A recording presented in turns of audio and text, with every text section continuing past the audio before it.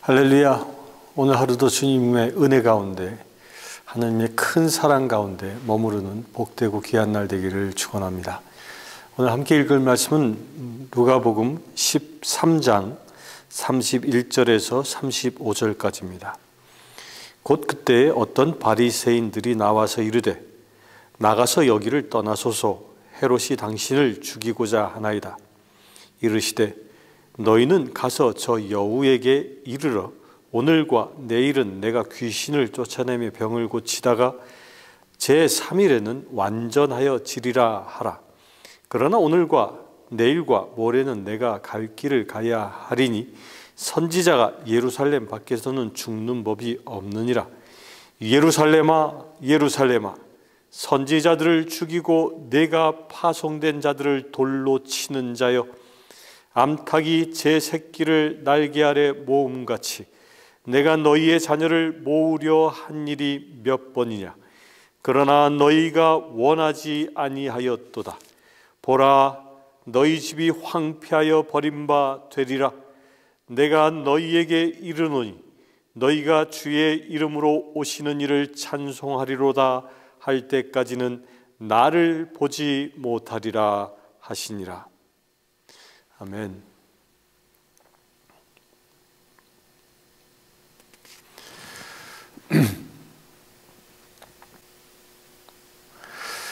요즘은 사람들이 혼자 있으면 누구나 다 스마트폰을 쳐다봅니다. 스마트폰에서 거기서 대화하고 스마트폰에서 필요한 모든 것을 구합니다.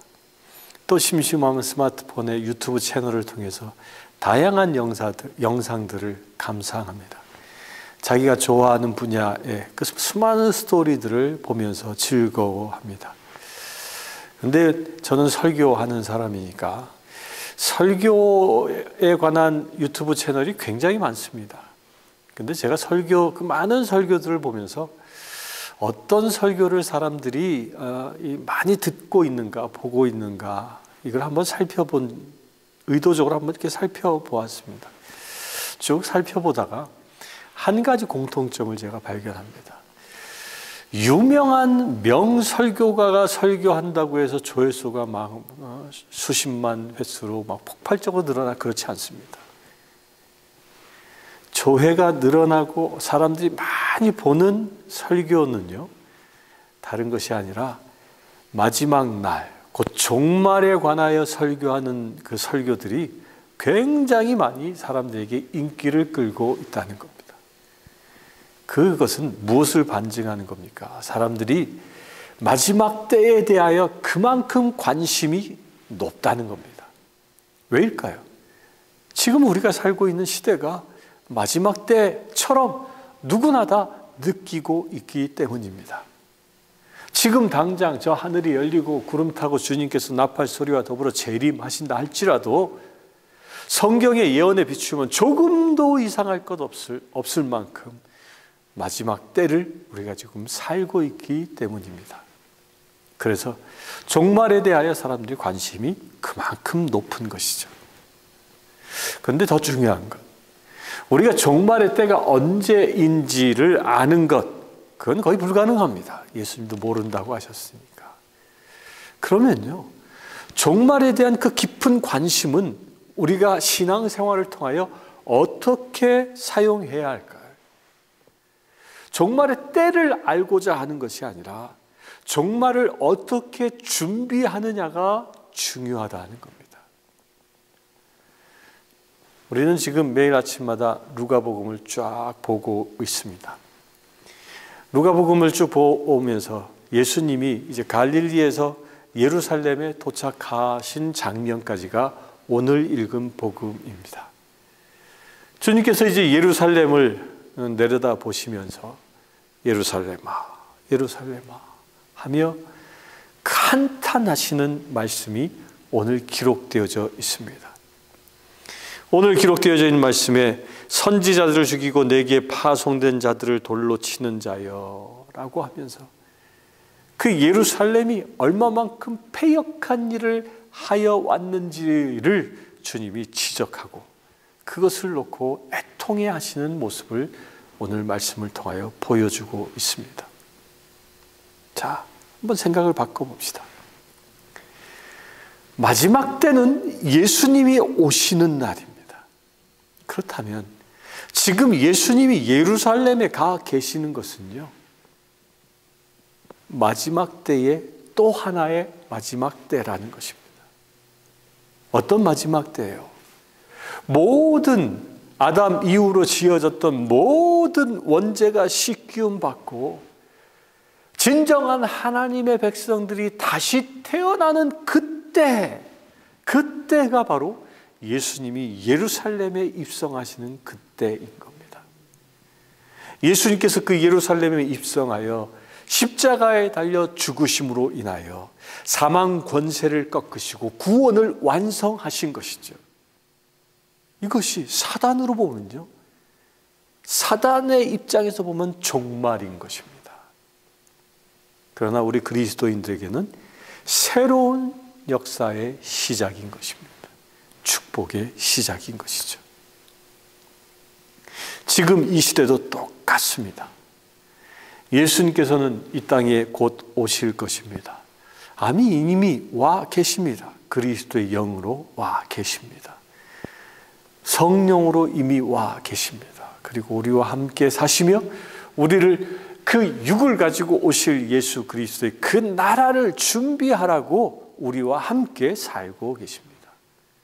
그러면 어떤 자가 예수님께서 마지막 때 이 땅에 오실 때에 2000년 전 예루살렘을 바라보며 예루살렘아 예루살렘아 하며 애통해 하시는 그런 부르짖음, 그 예수님의 그런 안타까운 소리, 그 소리를 들을 자인지, 아니면 너는 내 사랑하는 자녀 나의 형제다라는 그 칭호를 들을 수 있을지는 한 가지를 통하여 구분되어지고 있습니다.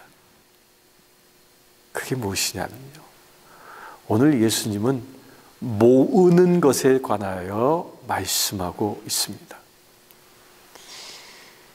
선지자들을 죽이고 내가 파송된 자들을 돌로 치는 자여, 하나님이 보내신 자를 돌로 치고 죽이고 해치는 자, 이런 자들은 예루살렘과 더불어 멸망의 자리에 들어갈 자라는 겁니다. 암탉이 제 새끼를 날개 아래 모음같이 내가 너희의 자녀를 모으려 한 일이 몇 번이냐? 그러나 너희가 원하지 아니하였도다.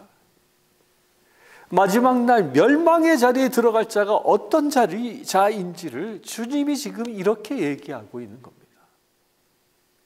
모여 예배하기를 힘쓰고 모여 하나님의 나라를 일구어 나가는 자가 아니라 모임을 방해하고 모이지 못하도록 하고 암탉이 날개 아래 새끼들을 모으는 것처럼 하나님께서 당신의 백성을 모으려 하시는 것이 하나님의 구원의 계획임에도 불구하고 이 사단 마귀는 그 모임을 깨버린다는, 모일 수 없게 만드는 것이죠. 지금 코로나19 사태를 겪으면서 이 사단이 강력하게 일하고 있는 것을 우리가 목격하지 않습니까? 이 전염병이 돌면서 제일 먼저 금한 것이 무엇입니까? 모이지 못하게 하는 겁니다. 전염이란 이유 때문에 모이지 못하게 하고 모여서 예배하지 못하게 해서 수많은 교회들이 크로스했습니다. 모여 예배할 수 없게 만든 것이죠. 물론 신앙이 좋으신 분들은 각자 가정에서 예배를 드리고 온라인으로 예배를 드리며 주님이 주시는 은혜를 사모한 분들도 있습니다. 그러나 안타깝게도 수많은 사람들은 이 사단의 계략에 휘말려서 예배 자리에 나오지 못하고 이리저리 방황하며 살아가고 있는 것이 작금의 현실이지 않습니까? 마지막 날은요, 다가왔기 때문에, 그 마지막 날이 지금 우리에게 다가왔기 때문에 사단이 이처럼 모이지 못하도록 주의 백성들을 흩어버리려고 하는 것이라는 겁니다. 사랑하는 성도 여러분, 종말은 모이기를 힘쓰는 자에게는 복음입니다. 그러나 사단의 계략에 휘말려서 모이지 못하고 흩어지려고 하는 사람에게는 종말은 심판의 날인 것입니다. 사랑하는 성도 여러분, 예수님께서 언젠가 이 땅에 오실 때에 2000년 전에 예루살렘을 바라보았던 그 안타까운 마음으로 여러분들을 보실까요? 아니면 기쁨과 환호로 우리를 영접하며 우리를 휴거시켜 구름 가운데 영접하며 새하늘과 새 땅의 주인으로 삼는 그런 기쁨의 동반자로 이 땅에 오실까요? 그 기준은 우리가 지금 모이기를 힘쓰느냐, 모여 예배하기를 힘쓰느냐, 모여 기도하기를 힘쓰느냐, 모여 말씀의 은혜를 나누기를 힘쓰느냐, 모여 서로 사랑하기를 힘쓰느냐에 따라서 결정되어집니다. 하나님은 모이라 말씀하십니다. 사단은 흩어버리려고 합니다. 이 시간 여러분들은 누구의 소리에 순종하겠습니까? 잠시 기도하겠습니다. 주 아버지 하나님,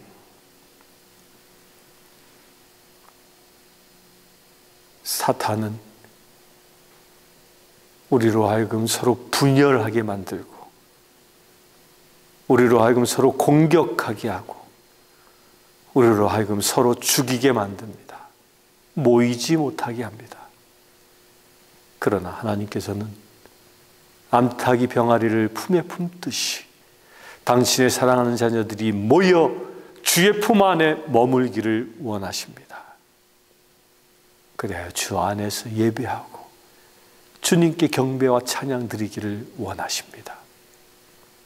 주님, 이 마지막 시대를 살아가고 있는 우리들, 아버지 하나님의 그 바램대로 살아갈 수 있는 거룩한 지체 되기를 원합니다.